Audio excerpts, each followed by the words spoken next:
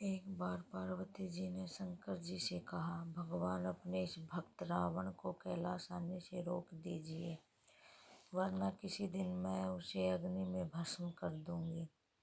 यह जब भी आता है मैं बहुत असहज हो जाती हूँ। यह बात मुझे बिल्कुल भी पसंद नहीं है। आप इसे समझा दीजिए, यह कैलाश में प्रवेश न करे। शिव जी जानते थे कि पार्वती सिर्फ उनके वरदान की मर्यादा रखने के लिए रावण को कुछ नहीं कहती है।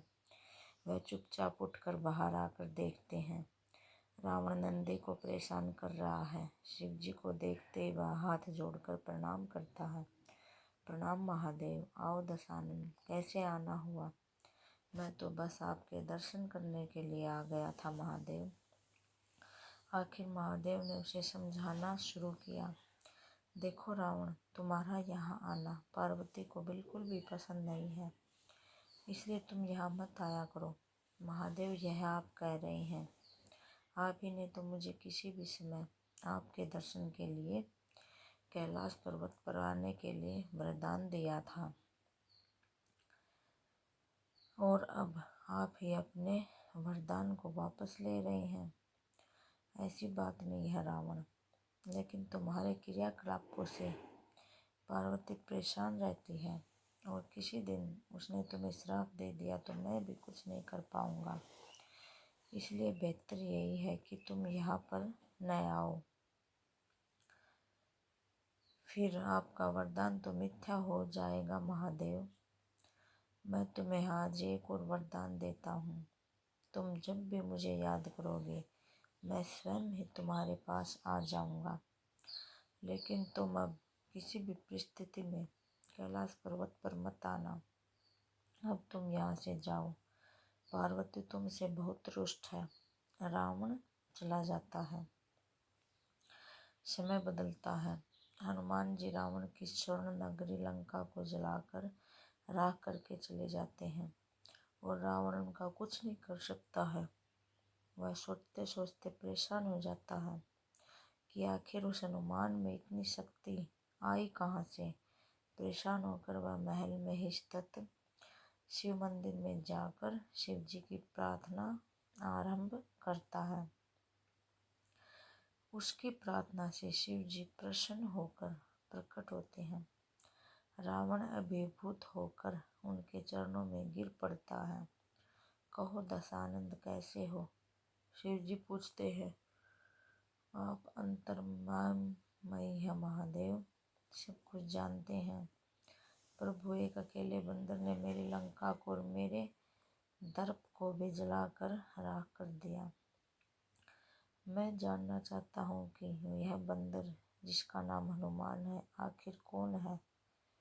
और प्रभु, उसकी पूंछ तो और भी ज्यादा शक्तिशाली थी। किस तरह सहजता से मेरी लंका को जला दिया? मुझे बताइए कि यह हनुमान कौन है? शिव जी मुस्कुराते हुए रावण की बात सुनते रहे, और फिर बताते हैं कि रावण, यह हनुमान और कोई नहीं, मेरा ही रुद्र अवतार है। विष्णु ने जब यह निश्चय किया कि वे पृथ्वी पर अवतार लेंगे और माता लक्ष्मी भी साथ ही अवतरित होंगी, तो मेरी इच्छा हुई कि मैं भी उनकी लीलाओं का साक्षी बनूं।